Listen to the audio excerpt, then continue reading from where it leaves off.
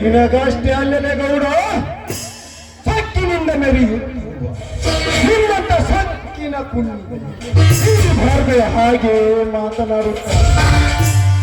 ಏ ಭಾರ್ಗವ, ಬರೀ ಭಾರ್ಗವ ಅಷ್ಟೇ ಅಲ್ಲದೆ ನಿಮ್ಮಂತ ದರ್ಪದ ಬಳಿಕರು ಕತ್ತರಿಸಲು ಈ ಹುಲಿಕೇರಿ ತಾಂಡೆಯಲ್ಲಿ ಹುಟ್ಟಿ ಬಂದಿರುವೆ ಕನ್ನಡೆಯ ಪುಂಡ ಪರಸಿಡಿನ ಆರ್ಭಟದ ಭಾರ್ಗವ.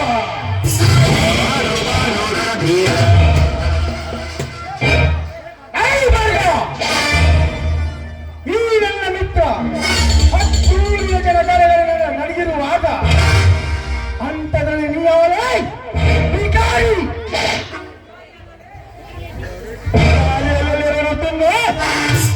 ಇವನು ಶಿಖಾರಿ ಅಷ್ಟೇ. ಹುಲಿಯೇ, ನಿಮ್ಮಂತ ಭಂಡರ ಕತ್ತನ್ನು ಕತ್ತರಿಸು, ನಿಮ್ಮ ಸೀರ ಹರಿದು ನಿಮ್ಮ ರಕ್ತ ಕುಡಿಯಲು ಸಿದ್ಧನಾಗಿ ಬಂದಿದ್ದಾನೆ. ಕುಬೇರನಾಗಿ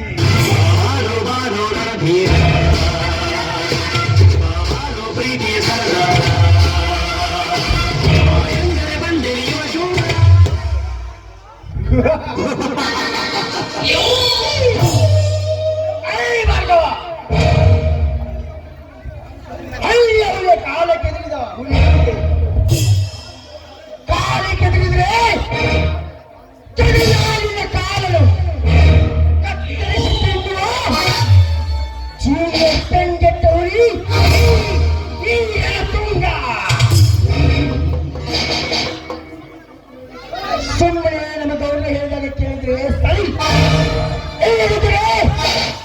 ಈ ಜೋಡು ಹುಲಿಗಳಿಂದ ನಿಮಗೆ ತೆರಗಾಲ ಖಂಡಿತ.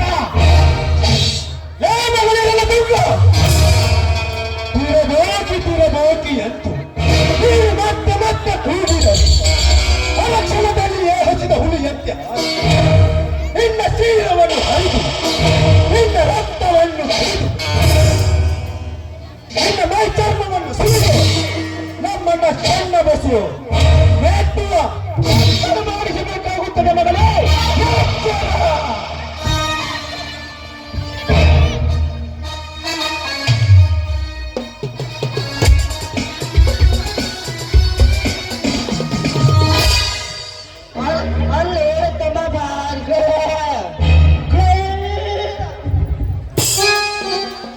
ಯಾಕೆ ಮಾತಿಗೊಮ್ಮೆ ಕೊಡ್ಲಿ ಕರೆಯಾಡಕತ್ತೀಯ? ಸುಮ್ಮನೆ ನಾವು ಹೇಳಿದ ಕೇಳ. ನೀನಿಗೂ ಪಾಡಕೈತಿ, ನಮಗೂ ಪಾಡಕೈತಿ. ಇದು ನನಗೂ ಹಾಗೂ ರಾವಣ ಗೌಡನಿಗೆ ಸಂಬಂಧ ಪಟ್ಟ ವಿಷಯ. ಇದರಲ್ಲಿ ನೀನು ನಡು ಬಾಯಿ ಹಾಕಿದರೆ ನಿನ್ನ ನಾಲಿಗೆ ಕತ್ತರಿಸಬೇಕಾಗುತ್ತದೆ ಮಗನೇ.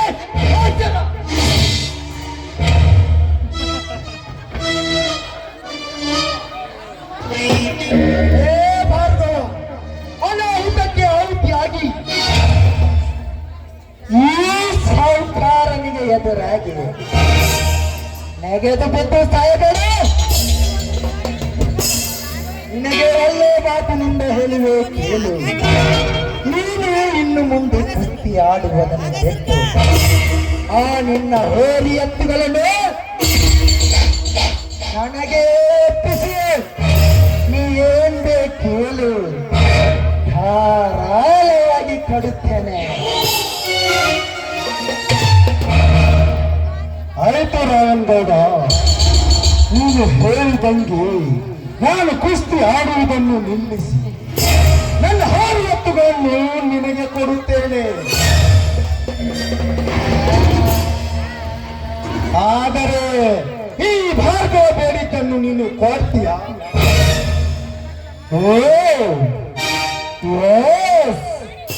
ಧಾರಾಳವಾಗಿ ಕೊಡುತ್ತೇನೆ. ಹಾಗಾದರೆ ಯೌವನ ಕೊಡು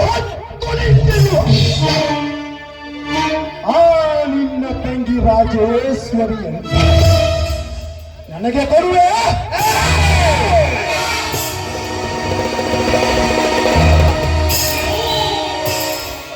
ಮುಚ್ಚೋ ಬಾಯಿ, ಹೇಳಿನ ನನ್ನ ಮಗನೇ,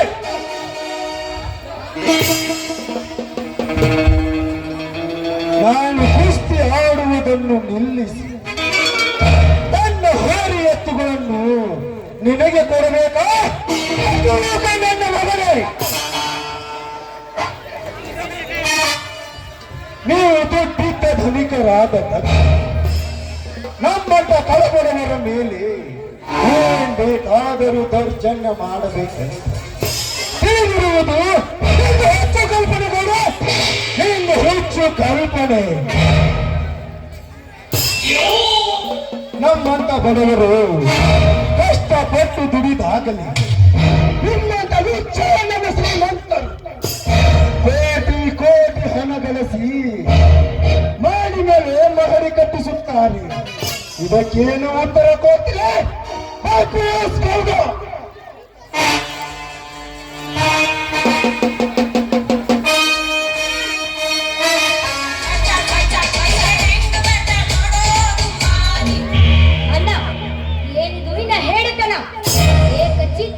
ಒಬ್ಬ ಬಡ ರೈತನ ತಮ್ಮ ಈ ರೀತಿ ಕೆಟ್ಟ ಶಬ್ದ ನಾಡೋದನ್ನು ಕೇಳಿಕೊಂಡು ಸುಮ್ಮನೆ ನಿಂತಿದ್ದೆಲ್ಲಣ್ಣ.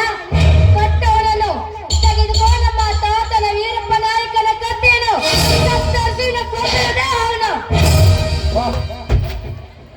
ಮೆಚ್ಚಿದ ಹೆಣ್ಣೆ ಮೆಚ್ಚಿ ಈ ನಿನ್ನ ಗಂಡದೆಯ ಪುಂಡತನದ ತಪ್ಪು ದಾರಿ ತಿಳಿಯುತ್ತಿರುವ ನಿನ್ನಣ್ಣನಿಗೆ ತಿಳಿ ಮಾತು ಹೇಳುವುದನ್ನು ಬಿಟ್ಟು ಅಣ್ಣ ಕತ್ತರಿಸಿ ಹಾಕು ಇವನ ದೇಹವೆಂದು ಹೇಳುತ್ತಿರುವೆ.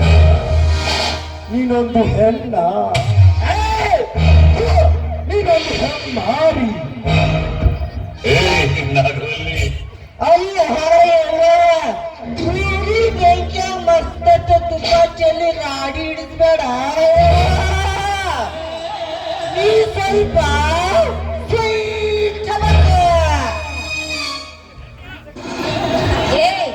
ಇಂಥ ಬಡ ಪೈಗಳನ್ನು ಸುಮ್ಮನೆ ಬಿಡಬಾರ್ದು. ಸುಮ್ಮನೆ ಬಿಟ್ಟರೆ ನಮ್ಮಂತ ಶ್ರೀಮಂತರ ಮೇಲೆ ಕುಳಿತುಕೊಳ್ತಾರೆ ಈ ಬಡ ಪಾಯಿಗಳು. ಪಾಪಿ ನಾನಲ್ಲೇ ಚಂಬಕ ಚೆಲ್ಲು. ನಿನ್ನಂತ ಚಂಬದ ಹೆಣ್ಣಿಗೆ ಬುದ್ಧಿ ಕಲಿಸದೆ ಬಿಡುವನಲ್ಲೋ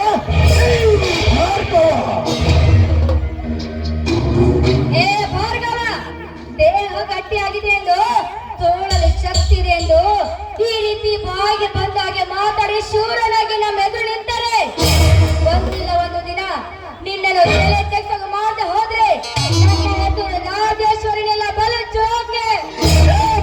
ಬಜಾರದ ಹೆಣ್ಣೆ, ನೀವು ಹಣವಂತರು ಹಣ್ಣಿನಿಂದ ಮಾತನಾಡಿದರೆ ನಿನ್ನ ಬಾಯಿಗೆ ಗುದ್ದಿ 32 ಹಣ್ಣುಗಳನ್ನು ಉದುರಿಸಿ ಬಿಡುತ್ತೇನೆ. ನಿನಗೆ ಬಲು ಎಚ್ಚರ. ಏ ರಾಮಗೌಡ, ನನ್ನ ತುಂಗ ಇನ್ ಮುಂದೆ ಆ ಸೂರ್ಯ ಚಂದ್ರಾದಿಗಳು ಇರುವವರು ನಮ್ಮ ಮನೆತನದ ಕಡೆಗೆ ಕಣ್ಣು ಮಿಟುಕಿಸಿ ನೋಡಿದರೆ ನೋಡಲು ಕಣ್ಣು ಇರುವುದಿಲ್ಲ. ನನ್ನ ಮಕ್ಕಳು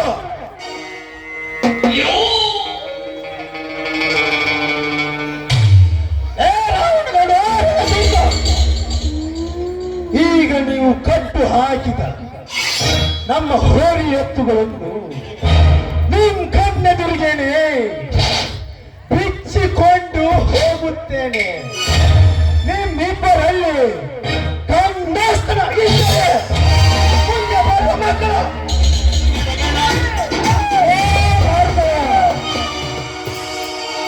ಲೇ ಮಗನೇ ಭಾರತ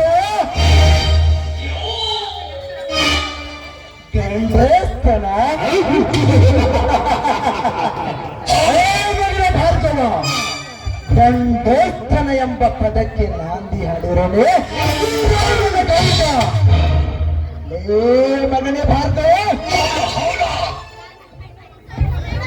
ಒಂದೇ ಒಂದು ಹೆಜ್ಜೆ ಬಂದಿಟ್ಟರೆ ಸುಟ್ಟು ಬಿಸಾಕ್ಬಿಟ್ಟು ನನ್ನ ಮಗನೇ.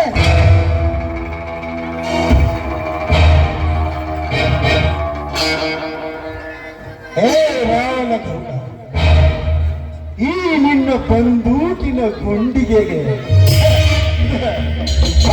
ದೇಹವಲ್ಲವೇ ಸಿಕ್ಕಂತ ಹೆಣ್ಣು ಗುರಿಗಳ ಹಾಲು ಕುಡಿ. ಬೇಟೆಗಾರರ ಬೇಟೆಗಾರ ಈ ಹುಲಿಗರಿ ತಾಂಡೆಯ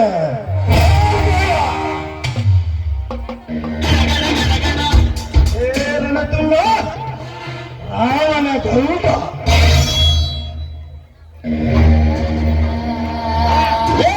ಲೆಕ್ಕಾಚಾರಿ ನಿಮ್ಮೂವರಲ್ಲಿ ತಂದಿದ್ದರೆ ತಡೆಯಿರಿ.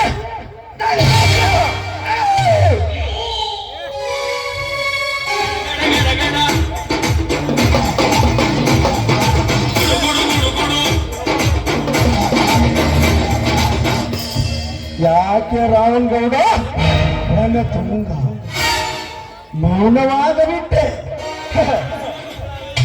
ಅಲ್ಲಾಡ್ ಹೋಯ್ತಲ್ಲ ಭಾರ್ಗವನ ಕೈಯಲ್ಲಿ. ಲೇ ಗೌಡ,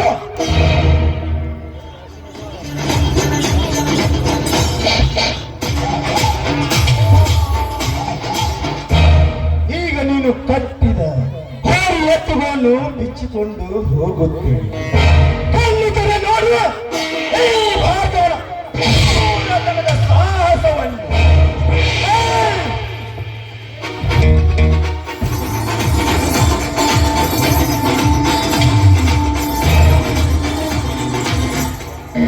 Your ball.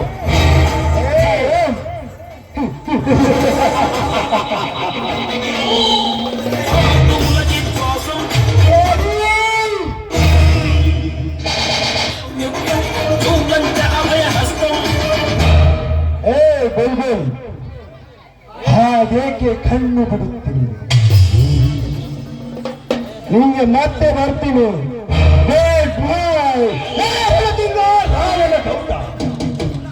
ಈ ಹುಲಿಗೆರಿ ತಾಂಡೆಯಲ್ಲಿ ಈ ನಾಟಕ